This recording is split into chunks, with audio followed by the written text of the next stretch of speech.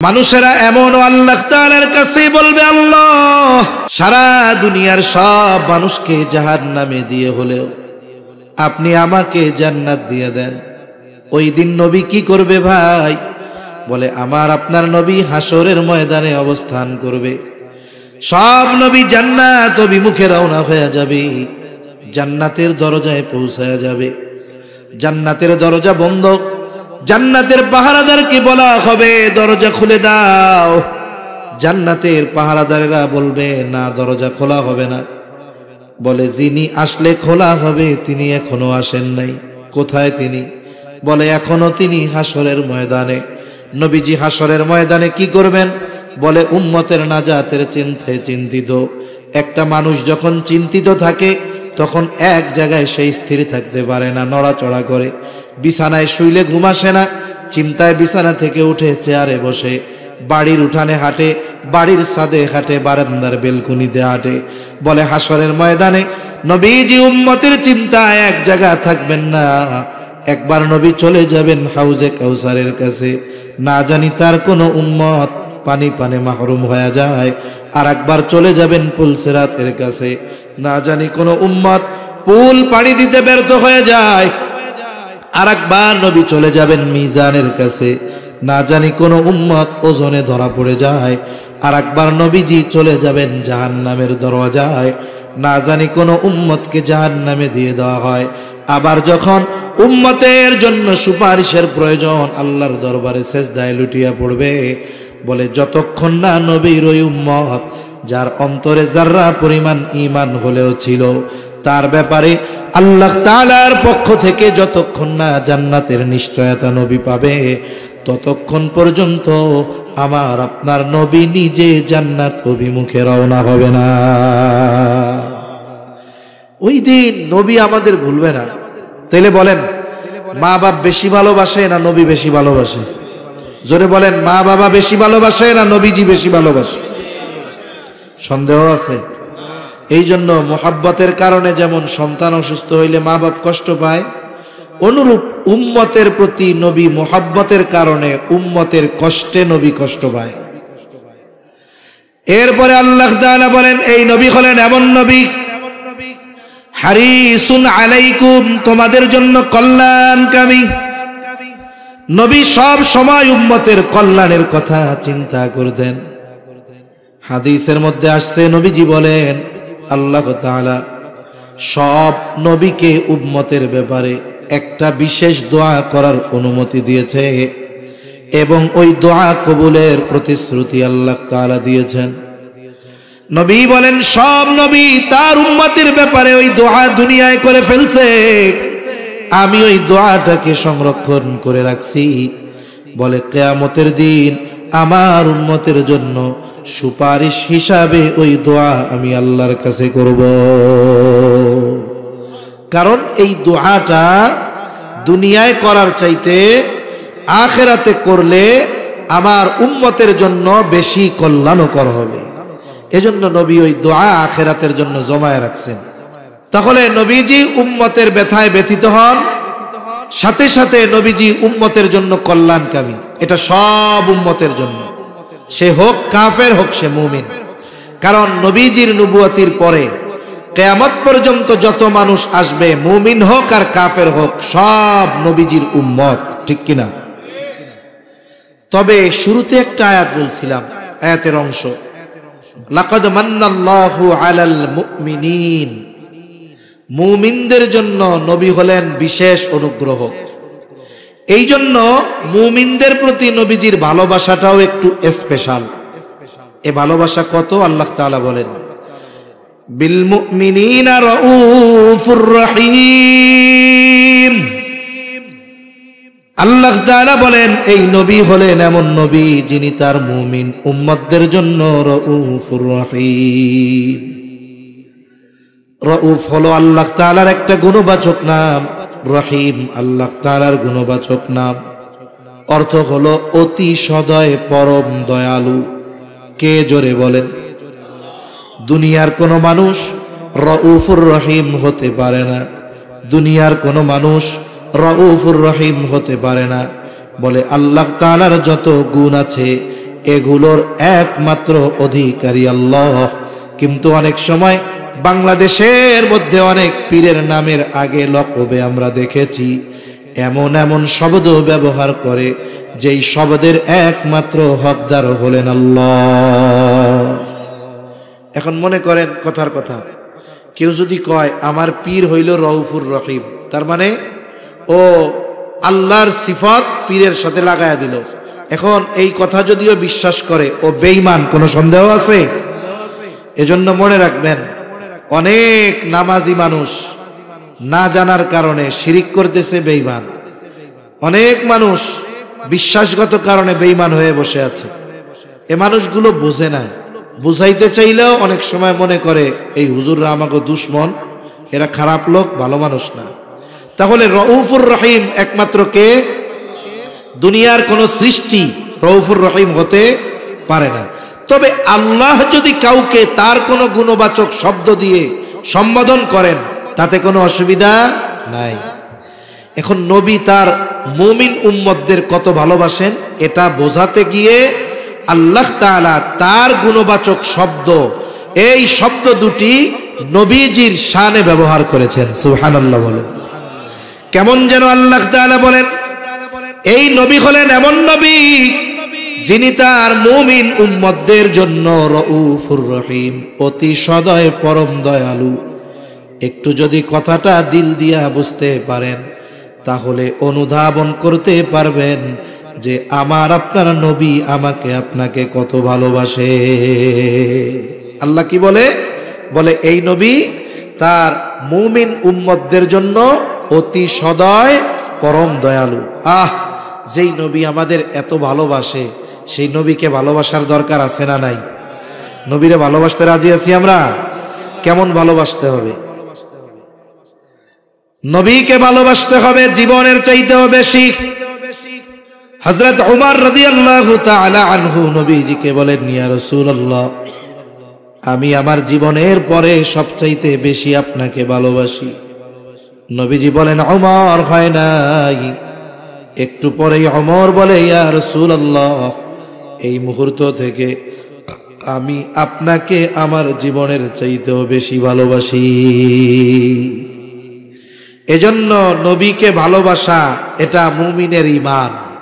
নবীরে ভালো না বাসলে সে বেঈমান, নবীকে ভালো না বাসলে কি? বেঈমান। সেজন্য নবীজি বলেন, লা ইউমিনু আহাদুকুম হাত্তা আকুনা আহাব্বা ইলাইহি মিন ওয়ালিদিহি ওয়া ওয়ালাদিহি ওয়ান নাসি আজমাইন। নবীজি বলেন, তোমাদের মধ্যে কেউ ততক্ষণ পর্যন্ত মুমিন হতে পারবে না যতক্ষণ না সে তার পিতা মাতা সন্তান সন্ততি এক কথায় সকলের চাইতে আমি নবীকে বেশি ভালো না বাসবে। অতীতে যা ছিল ছিল, বলেন এখন থেকে কারা কারা নিজের জীবনের চাইতে নবীকে বেশি ভালোবাসেন? একমাত্র তারা হাত উঁচু করবেন, বাকিরা না। কারা ভালোবাসেন জীবনের চাইতে বেশি? নারায়ে তাকবীর, নারায়ে তাকবীর। আল্লাহ হাতগুলা কবুল করেন, বলেন আমিন। এখন নবীকে ভালোবাসি আমরা। এখন বিষয় হলো, নবীর জন্য তো জীবনও দিতে রাজি, কারণ জীবনের চাইতে নবীরে বেশি ভালোবাসি। আমি যার জন্য জীবন দিতে পারবো তার জন্য বাকি কাজ করা কি কঠিন নাকি? কঠিন না, সহজ। আমি যার জন্য জীবন দিয়ে দিতে পারি তার জন্য বাকি অন্য কাজ করা এটা তো সহজ, স্বাভাবিক বিষয়। এখন নবীকে কেমনে ভালোবাসবো? যে শাহেদ হয়, নবী যদি আমার সামনে থাকতেন, আমি যদি নবীকে সামনে পাইতাম, ভালোবাসা সর্বোচ্চ বাসতে পারতাম। আবু বকর নবীকে সামনে পাইছে, নবীর কথায় আবু বকর তার সব সম্পদ না নবীর সামনে হাজির করছে। নবীকে তালহা সামনে পেয়েছে, উহুদের ময়দানে নবীজি গর্তের মধ্যে পড়ে যায়। তালহা তাকায় দেখে গর্তর থেকে নবী মাথা উঠায় আর নামায়, উপর দিয়া তীর যায়, বর্ষা যায়। তালহা আইসা নবীর সামনে নিজের পিঠটারে ডাল বানায় দিছে। আমি তো নবীকে সামনে পাই নাই, এই রকম ভালো কেমনে নবীকে বাসবো? নবী জানেন আমার উম্মত আমাকে ভালোবাসা নিয়ে চিন্তিত থাকবে, এই জন্য কিভাবে কোন পদ্ধতিতে নবীকে ভালোবাসা হবে সেই পদ্ধতির খবর নবী নিজে জানায় দিয়েছে। নবীকে ভালোবাসার প্রথম পদ্ধতি বলে, মান আহাব্বা সুন্নতি ফাকাদ আহাব্বানি ওয়া মান আহাব্বানি কানা মাই ফিল জান্নাহ। নবী বলেন, যে আমার সুন্নতকে ভালোবাসলো সে আমাকে ভালোবাসলো, আর আমাকে যে ভালোবাসবে সে আমার সাথে জান্নাতে অবস্থান করবে। নবীর সাথে জান্নাতে থাকতে পারা এটা সৌভাগ্যের ব্যাপার। সাহাবা একরামের কাছে নবীর সাথে জান্নাতে থাকতে পারার সংবাদ ছিল সবচাইতে আনন্দের সংবাদ। আনাস রাদিয়াল্লাহু তাআলা আনহু বলেন যে এক সাহাবী, গ্রাম্য সাহাবী আসছে, নবীজিরে জিজ্ঞাসা করছে কিয়ামত কখন হবে। লম্বা হাদিস সংক্ষেপে বলতেছি।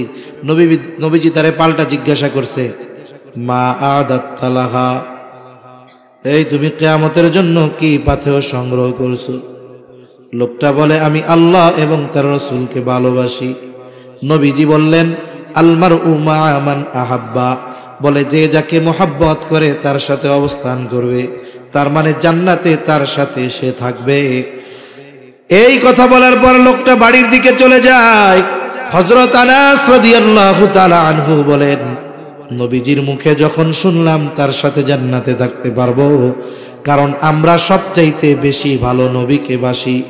হযরত আনাস রাদিয়াল্লাহু তাআলা আনহু বলেন, ইসলাম গ্রহণের পর আর কোনো কথা শুনে আমরা এতটা খুশি হই নাই যতটা খুশি নবীর সাথে থাকতে পারবো এই কথা শুনে আমরা হয়েছি।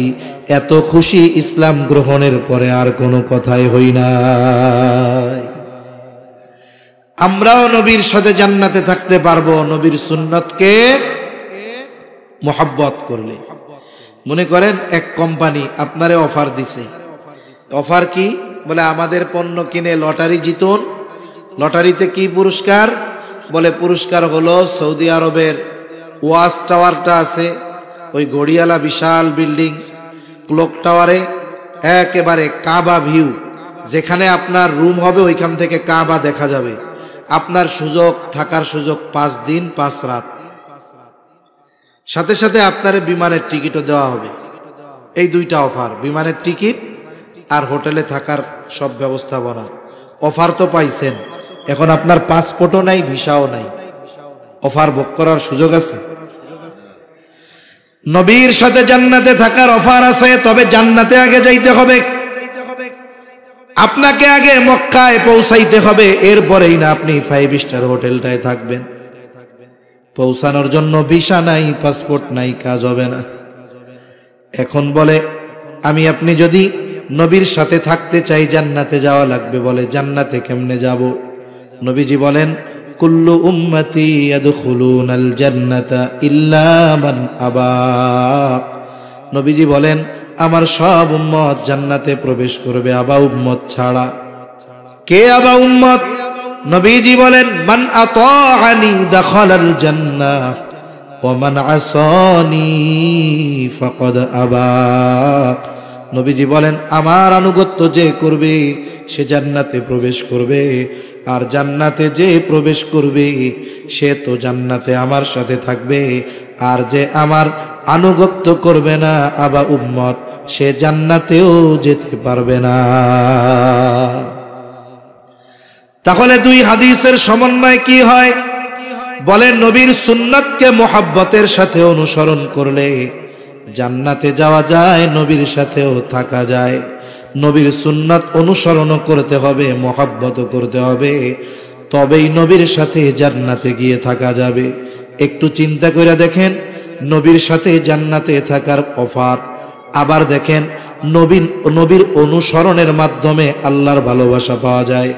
নবীর অনুসরণ করলে শুধু জান্নাতে থাকা যাবে তা নয়, বলে নবীর অনুসরণ যেই ব্যক্তি করে তাকে ভালোবাসে কে? আল্লাহ তাআলা বলেন কুল ইন কুনতুম তুহিব্বুনাল্লাহা ফাত্তাবিউনি ইউহিব্বুকুমুল্লাহ। আল্লাহ তাআলা বলেন হাবিব আপনি বলেন তোমরা যদি আল্লাহকে ভালোবাসতে চাও, আমরা আল্লাহকে ভালোবাসতে চাই, কারণ ইমানদার আল্লাহকে ভালোবাসতে চায়। এখন কেমনে ভালোবাসবো? আল্লাহ বলেন, হাবিব আপনি বইলা দেন, তোমরা যদি আল্লাহকে ভালোবাসতে চাও ফাত্তাবিউনি, আমার অনুসরণ করো। আমার অনুসরণ করলে আল্লাহকে ভালোবাসা হয়ে যাবে। আর আমার অনুসরণ যদি করো, তোমার আল্লাহকে ভালোবাসা নিয়ে চিন্তা করা লাগবে না। আল্লাহ বলেন, হাবিব আপনি বলে দেন, ইউহিব্বুকুমুল্লাহ, নবীর অনুসরণ যারা করবে আল্লাহ বলেন আল্লাহ তাআলা তাদের ভালোবাসবে। আল্লাহ ভালোবাসলে লাভ কি? নবীর অনুসরণ করলে কার ভালোবাসা পাওয়া যায়? জোরে বলেন কার? এমনি আল্লাহ ভালোবাসলে লাভ আছে না? হাদিসের মধ্যে আসছে, নবীজি বলেন, আল্লাহ তাআলা যখন কাউকে ভালোবাসে, জিবরাইল আলাইহিস সালামকে ডাক দিয়ে বলে, জিবরাইল, আমি দুনিয়ার অমুক বান্দাকে ভালোবাসি, তুমিও তারে ভালোবাসো। এইবার জিবরাইল আলাইহিস সালাম তাকে ভালোবাসতে শুরু করে। শুধু তাই না, আসমানের মধ্যে এসে ঘোষণা করে দেয়, ও আসমানের বাসিন্দারা, দুনিয়ার অমুক ব্যক্তিকে আল্লাহ ভালোবাসে, আমিও ভালোবাসি, তোমরাও ভালোবাসো।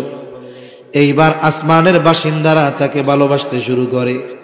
মনে রাখবেন, আপনার এলাকায়, আমার এলাকায়, আমাদের এলাকায় হয়তো এমন কিছু মানুষ আছে যাদেরকে সাধারণ মানুষ তেমন ভাবে চিনে না।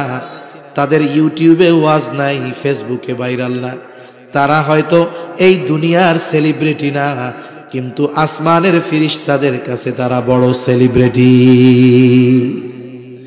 আসমানের ফেরেশতারা ওই লোককে চিনে, তার আলোচনা করে।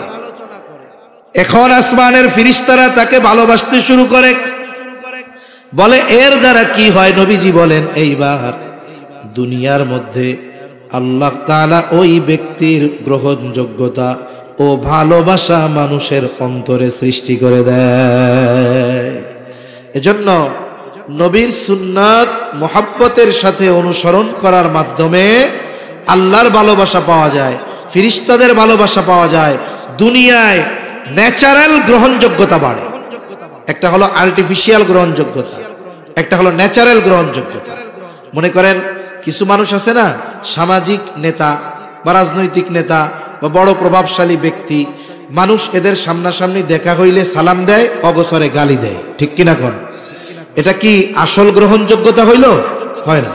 কিন্তু কিছু মানুষ আছে যাদের প্রভাব নাই, ক্ষমতা নাই, টাকা পয়সা নাই, মারদাঙ্গা লোক না, মানুষ এদের সামনেও সম্মান করে, অগোচরেও সম্মান করে, এদেরকে গ্রহণযোগ্য মনে করে, এদের কথা মানুষ শোনে। কেন? বলে, এই গ্রহণযোগ্যতা সে দুনিয়ার কোনো জিনিসের দ্বারা অর্জন করতে পারে নাই, আসমানওয়ালার মোহাব্বত পাওয়ার কারণে এই যোগ্যতা তার অর্জন হয়েছে, ঠিক কিনা বলেন? এখন আমাদের কোনো নেতা, যদি বড় নেতা, সে যদি সুন্নাতওয়ালা হয়ে যায়, তাইলে সে তো আর আর্টিফিশিয়াল গ্রহণযোগ্য হবে না, তাইলে সে ন্যাচারাল, একেবারে রিয়েল গ্রহণযোগ্য ব্যক্তি হয়ে যাবে, ঠিক কিনা বলেন? এজন্য আমরা আল্লাহর কাছে দোয়া করি, আমাদের দেশে যারা রাজনৈতিক নেতৃবৃন্দ আছে, আল্লাহ তাআলা এদের সকলকে সুন্নাতের অনুসরণকারী বানায় দিক, বলি আমিন। এতে কি হবে? তাদেরও লাভ হবে, মানুষেরও লাভ হবে, ঠিক কিনা বলেন? তাহলে আমরা যদি নবীর সুন্নাতকে মুহাব্বতের সাথে অনুসরণ করি, মুহাব্বতের সাথে যদি অনুসরণ করি, নবীর সাথে জান্নাতে থাকা যাবে। একটু চিন্তা করে দেখেন, নবীর সুন্নাত বিহীন এই দুনিয়ায় অতিবাহিত করলে আখেরাতে ধরা পড়তে হবে। আমাদের মুসলমানদের কালচার হলো সুন্নাত। মুসলমানদের কালচার কি জোরে গণ? কোন জায়গায় কি করতে হবে নবীজি সব দেখায় গেছে। কিন্তু আফসোসের বিষয়, মুসলমান আমরা আমাদের মূল কালচারকে বাদ দিয়ে অমুসলিমদের কালচার যখন ধারণ করেছি, তাদের সংস্কৃতি যখন ধারণ করেছি, তাদের রীতিনীতি যখন ধারণ করেছি, তখন থেকেই সংখ্যায় বেশি হওয়ার পরেও আমাদের উপরে কাফেরদের জুলুম অত্যাচার আর আমাদের অধঃপতন।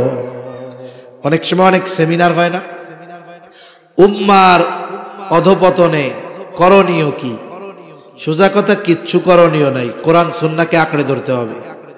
কোরআন সুন্নাহ না ধরলে এই অধঃপতন সময়ের সাথে আরো গভীর হবে, এখান থেকে উঠে দাঁড়ানো যাবে না। এজন্য আমাদেরকে আমাদের সংস্কৃতি, সুন্নাত, কোরআন আঁকড়ে ধরতে হবে। এই যে দেখেন, আজকে 27 তারিখ, শেষ হয়ে যাবে একটু পরে। কত যুবক এখনই থেকেই প্রস্তুতি নিচ্ছে, 31st নাইট উদযাপনের, নববর্ষ উদযাপনের চিন্তা ভাবনা করতেছে। এক সময় কি করে বলে বাজি ফুটায়, পটকা ফুটায়, আতশবাজি ফুটায়, ফানুস উড়ায়, এই উড়ায় সেই উড়ায়। এটার সাথে ইসলামের কোনো সম্পর্ক আছে? জোরে বলেন আছে? আপনি কেন করবেন? যদি আপনি মানবিক দৃষ্টিকোণ থেকে চিন্তা করেন, একটা মোমবাতি আপনি জ্বালাইছেন, জ্বালানোর পরে এই মোমবাতিটাকে আস্তে আস্তে বড় হয় না ক্ষয় হয়? এক সময় পুড়তে পুড়তে পুড়তে শেষ, নিভে যাবে। এমিয়া আমরা যখন মাতৃগর্ভে রূহ পেয়েছি, প্রাণ পেয়েছি, ওই সময় দুনিয়ায় কয়েকদিন থাকবো এটা নির্দিষ্ট হয়ে গেছে। আমার আপনার হায়াত লিমিট আছে, নির্দিষ্ট করা আছে, তবে আমাদের জানা নাই ওই সময় যখন পৌঁছাবো যুবক থাকি আর বুড়া হই, সুস্থ থাকি আর অসুস্থ হই, থাকার কোনো উপায় নেই।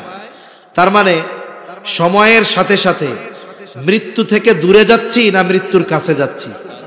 তাইলে তো প্রতিদিন হায় হায় করার দরকার ছিল, আয় আল্লাহ একটা দিন জীবন থেকে চলে গেল, এই দিনের হিসাব কেমনে দিমু? আমি আস্তে আস্তে তো মরার দিক অগ্রসর হচ্ছি। আপনার জীবন থেকে হায়াত চলে যাইতেছে আর আপনি আনন্দ করতেছেন, সি সি সি সি, এটা তো মানবিক দিক দিয়েও খারাপ কাজ। আর ধর্মীয় দিক দিয়ে যদি আসেন, এই যে ইংরেজি মাসগুলো 12 মাস আন্তর্জাতিকভাবে অফিসিয়াল ভাবে এই তারিখের হিসাব রাখা হয়, আপনার তারিখের হিসাব রাখতে গোনা নাই। কারণ সৌরবর্ষের হিসাব আর চন্দ্রবর্ষের হিসাব দুটোই দিয়েছেন কে? এই 365 দিনে বছর আর 355 দিনে বছর, দুইটাই আল্লাহ দিয়েছেন। আপনি হিসাব রাখেন, অসুবিধা নাই তো। চন্দ্র হিসাবও রাখতে হবে, সৌর হিসাবও রাখতে হবে। এখন এই সৌর হিসাব রাখতে গিয়ে যেই 12 মাস নাম নির্ধারণ করা হয়েছে, এগুলো রোমানদের এক একজন দেবতার নামের অংশ নিয়ে এই নামগুলো রাখা হয়েছে। যেমন জানুয়ারি, জানুস নামক এক দেবতা, ওর নামের প্রথম অংশ থেকে রাখা হয়েছে জানুয়ারি। আচ্ছা, এই অনুষ্ঠান উদযাপন ইসলামের সাথে কোনো সম্পৃক্ত নাই। সম্ভবত 1582 সাল হবে এরকম। পপ গ্রেগরি, উনি ঈসা আলাইহিস সালামের জন্মের সময় থেকে নিয়ে হিসাব করে এই ইংরেজি বা এই গ্রেগরি ক্যালেন্ডার চালু করছেন। এই খ্রিস্টীয় বর্ষের আরেক নাম হলো গ্রেগরি সন, গ্রেগরি ক্যালেন্ডার বলে এটারে। উনি চালু করছে 1582 সালে। এই যে শুরু হয়েছে ই করা, আর বর্ষ উদযাপনের অনুষ্ঠান শুরু হয়েছে মুশরিকদের থেকে। পারস্যের অধিবাসীরা করত নওরোজ নামে, প্রতি বছর তারা এই বর্ষবরণ অনুষ্ঠান করত। ইসলামে এর কোনো সম্পর্কই নাই ইসলামের সাথে, অথচ দেখা যায় অমুসলিমদের এই কালচারগুলো মুসলমানরা আরো ঘটাও করে উদযাপন করে।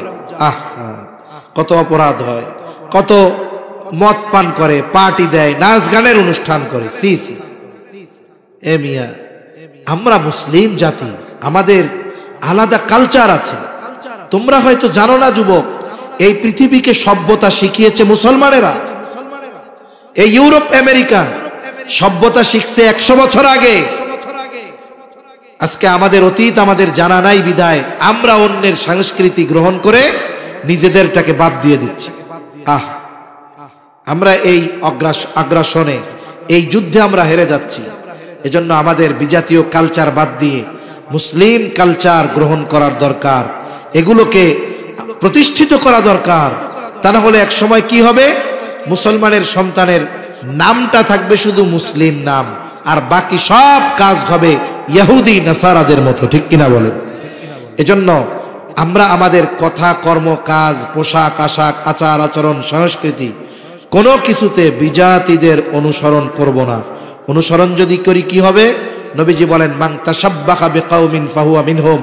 ওই সম্প্রদায়ের অনুসরণ অনুকরণ যদি আমরা করি, নবীজি বলেন যে যেই সম্প্রদায়ের অনুসরণ করবে সে তাদের দলভুক্ত বলে গণ্য হবে। এখন আপনি খ্রিস্টানদের কালচার ধরেন, আপনি তাদের বলে গণ্য হবেন। মুশরিকদের ধরেন, তাদের বলে গণ্য হবেন। হাসরের দিন তাদের সাথে কিয়ামতের ময়দানে উঠতে হবে। সেজন্য অল্প হায়াত, ইমানের মতো দৌলত আল্লাহ দিলেন, বিনা টাকায় বিনা চাওয়ায় পাইলাম, আমরা এটাকে নষ্ট না করে ফেলি। আল্লাহ বুঝবার তৌফিক দান করুক। দেখেন, এই দিনকে কেন্দ্র করে অনেকে আবার একটু অতি সুফিগিরি দেখাতে যাবে। কি করবে? বলবে এই দিন আমরা রোজা রাখার মাধ্যমে উদযাপন করব, নববর্ষ উদযাপন করব রোজা দিয়া। এবেটা তোরে কেডা কইছি, পাইছস কইডা? এই যে আর এক ফাতরামি, এ ধরনের কোনো কাজ না। স্বাভাবিক অন্যান্য দিন সূর্য পূর্ব দিক দিয়ে ওঠে, পশ্চিম দিকে ডুবে, ওই দিনও পূর্ব দিক দিয়ে উঠবো, পশ্চিম দিক দিয়ে ডুববো, ঠিক কিনা বলেন? মুসলমানের বাচ্চারা যদি আরবি তারিখ জিজ্ঞাসা করি, এই জায়গায় অধিকাংশ বলতে পারবে না, কিন্তু ইংরেজি নববর্ষ পালন করো, লজ্জা লাগে না? নিজের কালচার বাদ দিয়ে আর একজনের কালচার নিয়ে মাতামাতি করো। লজ্জা থাকা দরকার। আমাদের লজ্জাও গেছে, কারণ লজ্জাও তো ইমানের অংশ। লজ্জাও নাই, এই জন্য ইমানি দুর্বলতা আসছে। আল্লাহ বুঝবার তৌফিক দান করেন। অভিভাবক যারা আছেন আপনাদের সন্তানদের বুঝাবেন, আর যুবক তরুণ ভাই যারা আছেন আপনারা এটা থেকে বিরত থাকবেন। আপনাদের বন্ধু বান্ধব এদেরকেও বিরত রাখবেন। কোনো শুভেচ্ছা জানাজানি কিচ্ছু নাই। আজকের দিন যেমন বলে ওই দিনটাও তেমন। যেসব দিন ফজিলতপূর্ণ, ইসলাম আমাদেরকে সেই সব দিন সম্পর্কে জানিয়ে দিয়েছে কি দেয় নাই? ওই সমস্ত দিন আমরা ইসলামী অনুশাসন মেনে উদযাপন করব, কোনো অসুবিধা নাই, কিন্তু বিজাতিদের কালচার আমরা ধারণ করব না। সর্বশেষ কথা আমার, দেখেন নবী আমাদের ভালোবাসেন, আমাদের নবীকে ভালোবাসতে হবে। নবীকে ভালোবাসতে হবে কেমনে? বলে নবীর সুন্নাত মুহাব্বতের সাথে অনুসরণের মাধ্যমে। কিন্তু আমাদের সমস্যা হলো আমরা সুন্নাত মুহাব্বত করি কিন্তু অনুসরণ থেকে অনেক দূর। অথচ দেখেন আমাকে আপনাকে যখন কবরে রাখা হবে, কি বলা হবে রাখার সময়? বিসমিল্লাহি ওয়া আলা মিল্লাতি রাসূলিল্লাহ। দুনিয়ার জগৎ থেকে যাচ্ছি আলমে বরজখে, আলমে দুনিয়া থেকে আলমে বরজখ।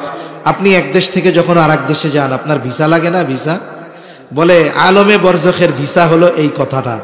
এখন দেখা গেল আমার ব্যাপারে বলল বিসমিল্লাহি ওয়া আলা মিল্লাতি রাসূলিল্লাহ, কষ্ট নিয়েন না, এই কথা বলে আমারে কবরে রাখছে, কিন্তু দেখা যাবে আমার মধ্যে সুন্নাতের কোনো বালাই নাই।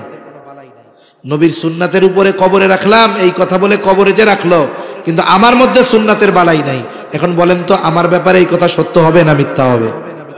এজন্য নবী মুহাব্বত করে আমাদের, আমরা নবীর জন্য জীবন দিতে প্রস্তুত। কেন নবীর মুহাব্বতে সুন্নাত অনুসরণ করি না? একটু নিজেকে গিয়ে নিজে প্রশ্ন করবেন। সুন্নাত অনুসরণ করতে গিয়ে কেউ যদি আমাদেরকে তিরস্কার করে, খোঁটা মারা কথা বলে, বলুক না। দুনিয়ার একজন নেতার জন্য খোসা কথা শুনলে নেতার আস্থাভাজন মুহাব্বতের পাত্র হওয়া যায়। আমি আপনি যদি নবীর সুন্নাত পালন করতে গিয়ে, যুবক যদি দাড়ি রাখতে গিয়ে ভাইয়া থেকে কেউ চাচা ডাকা শুরু করে, ডাকুক না, এতটুকু তিরস্কার হয়তো কিয়ামতের দিন নবীজির সুপারিশ পাওয়ার কারণ হতে পারে, ঠিক কিনা বলেন? এজন্য জীবনটা এমনভাবে সাজাই, যখনই মারা যাব আমাকে কবরে রাখার সময় বিসমিল্লাহি ওয়া আলা মিল্লাতি রাসূলিল্লাহ এই কথাটা যেন আমার সূরাতের সাথে মিল থাকে। এভাবে যদি জীবন সাজাতে পারি, দুনিয়াও সফল, আখিরাতেও সফল। আল্লাহ সুবহানাহু ওয়া তাআলা আমাদেরকে প্রকৃতভাবে নবীজির আশিক হওয়ার তৌফিক দান করেন। সকলে বলি আমিন। আলহামদুলিল্লাহি রাব্বিল আলামিন ওয়াল আকিবাতু লিল মুত্তাকিন والصلاة والسلام على خير خلقه محمد وعلى آله وأصحابه أجمعين. ربنا ظلمنا أنفسنا وإن لم تغفر لنا وترحمنا لنكونن من الخاسرين. ربنا آتنا في الدنيا حسنة وفي الآخرة حسنة وقنا عذاب النار. ربنا لا تزغ قلوبنا بعد إذ هديتنا وهب لنا من لدنك رحمة إنك أنت الوهاب. ওগোদয়াময় আল্লাহ, গভীর রাত পর্যন্ত আপনার হাবিবের শানে আলোচনা করবার পর গুনাহ মাখা হাত আমরা তুলে ধরেছি। আল্লাহ, আয় আল্লাহ, রাত যত গভীর হয় দুনিয়ার মানুষের দরজা বন্ধ হয়ে যায়, আর রাত যত গভীর হয় আপনার রহমতের দুয়ার তত উন্মোচিত হয়। আয় আল্লাহ, আমরা গুনাহগার, আপনি গফফার। আমরা গুনাহ করতে ভালোবাসি, আপনি ক্ষমা করতে ভালোবাসেন। আয় আল্লাহ, আমরা জেনে না জেনে ইচ্ছায় অনিচ্ছায় আলোতে আধারে শয়তানের ধোকায় পড়ে বন্ধুদের খপ্পরে পড়ে যত গুনাহ করেছি আল্লাহ, আমরা হয়তো আমাদের গুনার কথা ভুলে যেতে পারি, কিন্তু আপনি তো ভুলেন না। আয় আল্লাহ, যত রকমের গুনাহ আছে সকল গুনাহগুলো আপনি মাফ করে দেন। আয় আল্লাহ, আমাদের আত্মীয় স্বজনের গুনাহগুলো মাফ করে দেন। যারা দুনিয়া ছেড়ে চলে গেছে মাফ করে কবরগুলো জান্নাতের টুকরো বানায়া দেন।